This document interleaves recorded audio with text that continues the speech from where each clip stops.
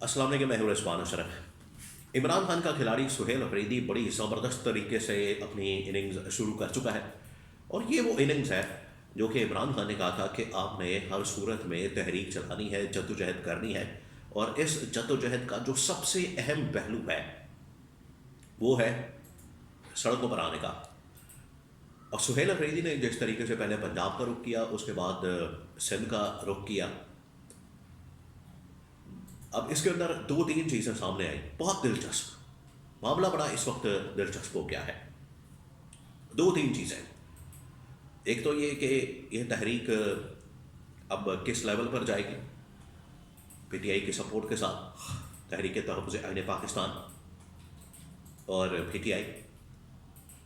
Number 2, इनका अगला पड़ाव क्या होगा, स्टेज क्या होगी, लाएमल क्या होगा।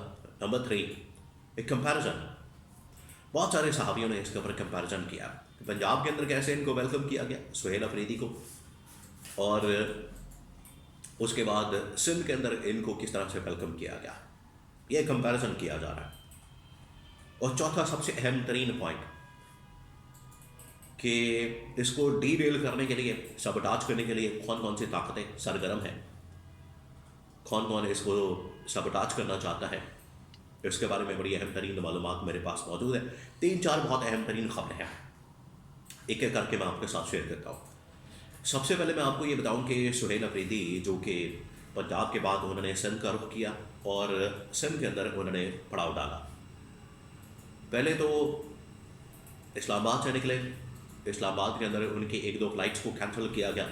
और सबसे बढ़कर ये आप एक बात जहन में रखें, आप ज़रा इमेजिन करें कि ये शरीफ ख़ानदान, ज़रदारी ख़ानदान, इनके वज़ीर आला, इनके लोग जब भी ट्रैवल करते हैं एक शहर से दूसरे शहर, इवन के एक मुल्क से दूसरे मुल्क में जाते हैं, तो इन्होंने चार्टर फ़्लाइट्स इस्तेमाल करनी होती है, तैयारे चार्टर किस्म के इस्तेमाल करने होते हैं, और इन्होंने पाकिस्तान एयरफोर्स के तैयारे इस्तेमाल करने होते हैं। उसके बरक्स 180 डिग्री एंगल के ऊपर सुहेल अफरीदी ने बाकायदा तौर पर कमर्शियल फ़्लाइट का इस्तेमाल किया।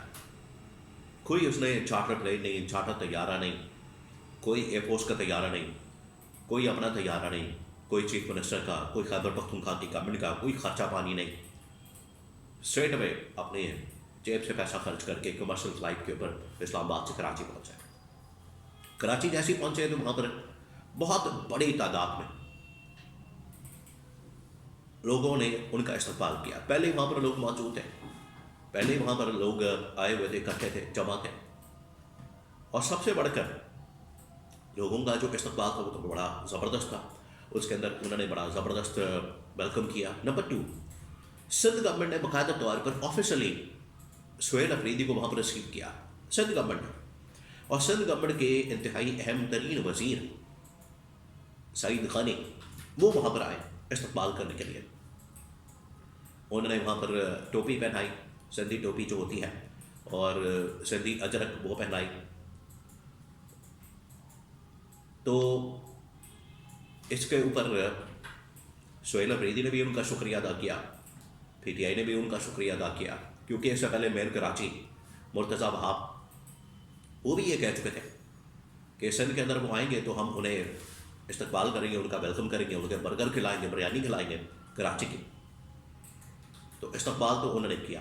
फिर कराची प्रेस क्लब, फिर इधर आना जाना, फिर मुख्तलिफ पोलिटिकल एक्टिविटीज़ और तमाम बड़ी ज़बरदस्त तरीके से सिंध कराची के अंदर उन्होंने की। अब इनका अगला पड़ाव जो है बलूचिस्तान होगा। अब ये सिलसिला खैबर पख्तूनख्वा, पंजाब, सिंध, बलूचिस्तान, पूरे पाकिस्तान के अंदर, फिर उसके बाद आज़ाद कश्मीर, फिर उसके बाद गिलगित बल्तिस्तान, ये तमाम इलाकों में होगा। और यही इमरान खान की तहरीक है, यही इमरान खान की जद्दोजहद है। उसका जो इंतहाई अहम तरीन पहलू कि आपने सड़कों के ऊपर तहरीक को लेकर आना है। अब एक कंपैरिजन किया जा रहा है, जो कंपैरिजन इस वक्त हो रहा है कि किस तरीके से पंजाब के अंदर इनका इस्तकबाल किया गया और सिंध के अंदर कैसे इनका इस्तकबाल किया गया। इसके ऊपर जो है वो कंपैरिजन किया जा रहा है और बनता भी है।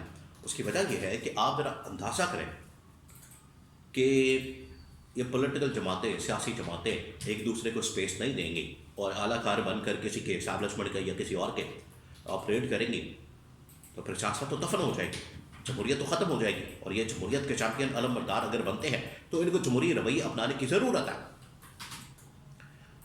बिल्कुल उसी तरीके से जिस तरह से पीपल्स पार्टी ने इस मामले के ऊपर बाकी ये भी जो उनकी गलतियाँ, उनके जो ब्लंडर है, उनकी जो कारस्तानियाँ, उनकी जो करतूतें या उनकी जो 2 नंबरियाँ, उनकी जो वारदातें, उनको इग्नोर नहीं किया जा सकता, या उनकी करप्शन की दास्तानें।